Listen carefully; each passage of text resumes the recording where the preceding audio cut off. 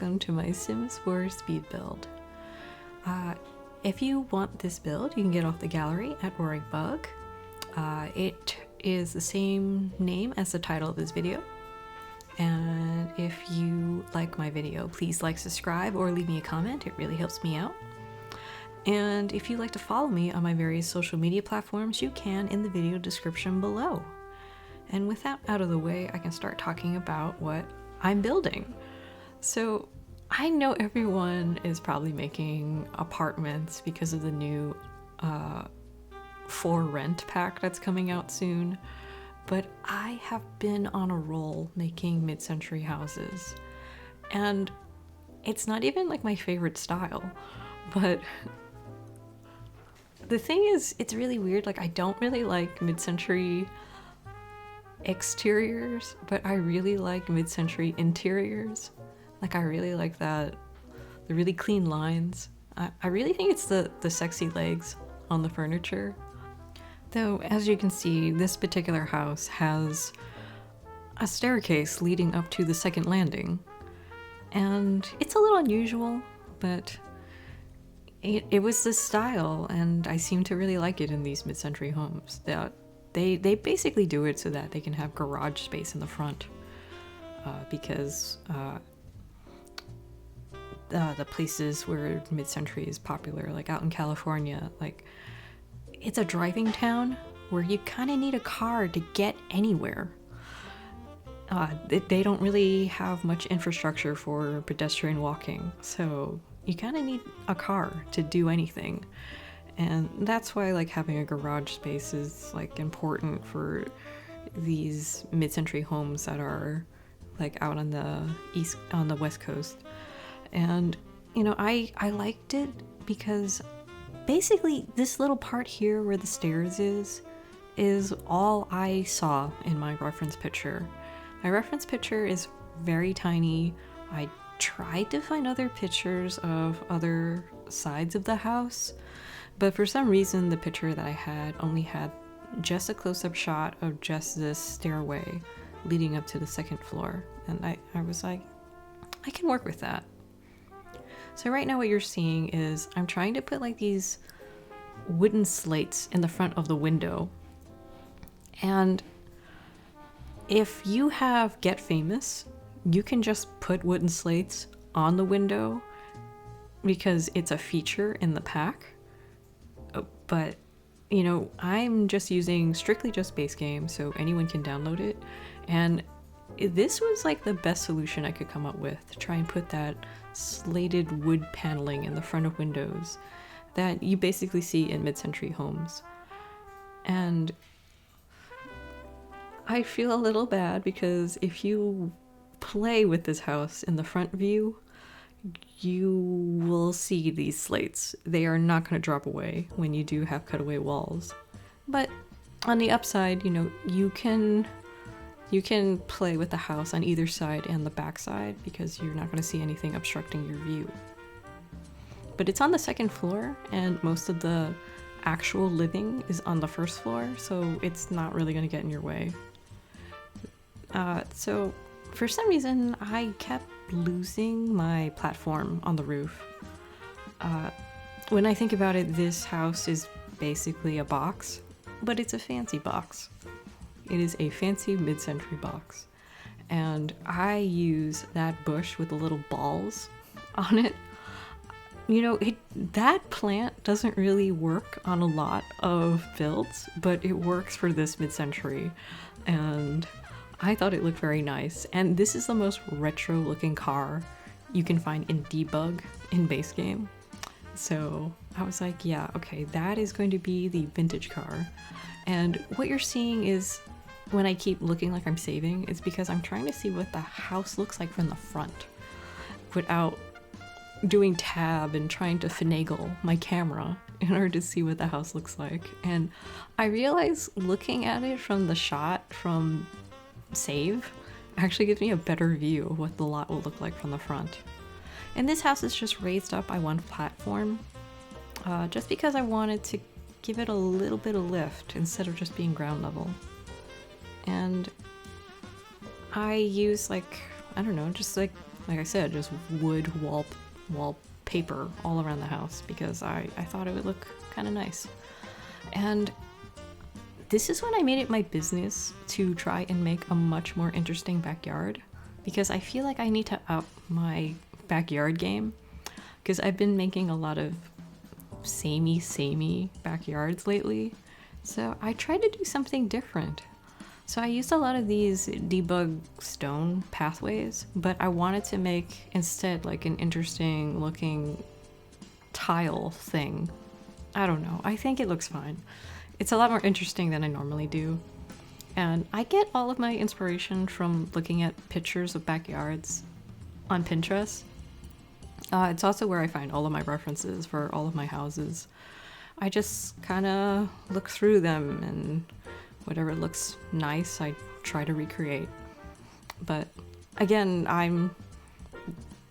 even though I'm looking at a picture, I'm not basing it on floor plans. So I feel like these houses are more or less made from scratch, because like even this house, like I said, I only had a really tight shot of just the stairway, and I just thought I had a lot of romance for the era, you know, that 1950s kind of 1970s kind of romance. And I was like, yeah, it looks like it's kind of has that sunsetty golden hour look to it, and it looked very nostalgic, and I just wanted to try and emulate that in The Sims, and I think I did a pretty good job with it.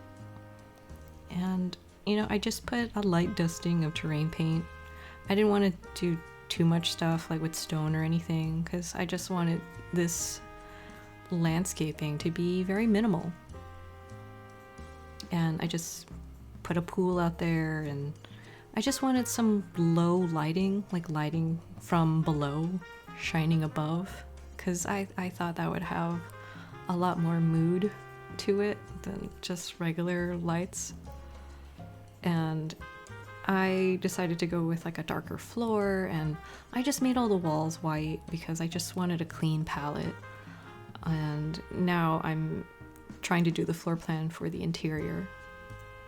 And I used the large saucer lights instead of the smaller ones, just because sometimes if you draw the layout by putting down a wall, you could lose the little saucer lights where you put the wall.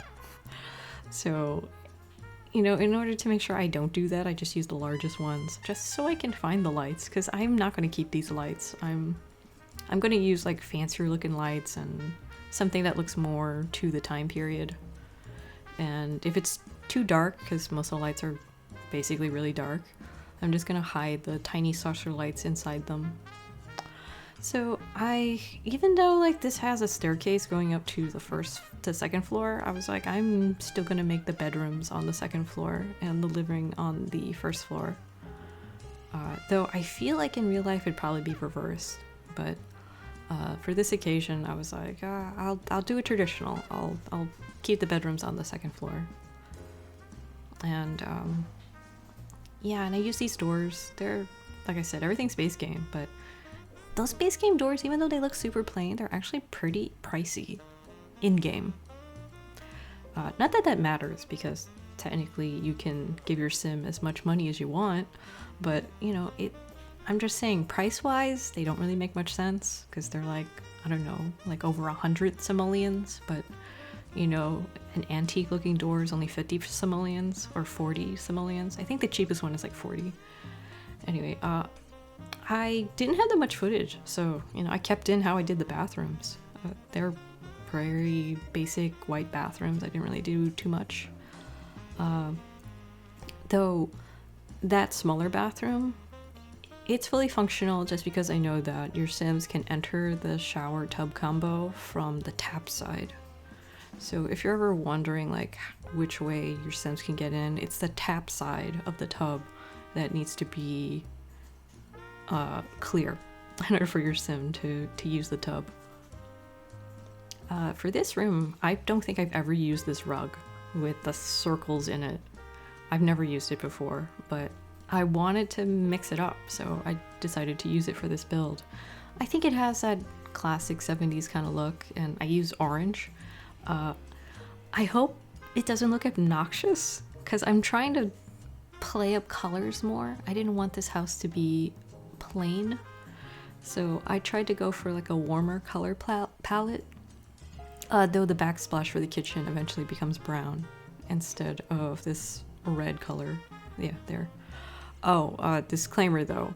I realized while editing my video that I never put a sink in the kitchen. So I'm really sorry about that. So if you download this build, you'll have to put a sink in that kitchen. I didn't realize until the end that I had done that, so my apologies. But that's an easy fix. And I use this round dining table. I don't normally use round dining tables, but I feel like it fits. Everything is so square and boxy, but you know, it's got round rugs and a round dining table, and I feel like it's swanky and it fits the look of this house. So I went with it. And these curtains fit perfectly with these windows, but I ended up changing my mind and making them all brown. So I made these curtains brown because I feel like that would be more realistic. Well, except the ones in the living room, I made them white. I felt like that would be more realistic for this style of house.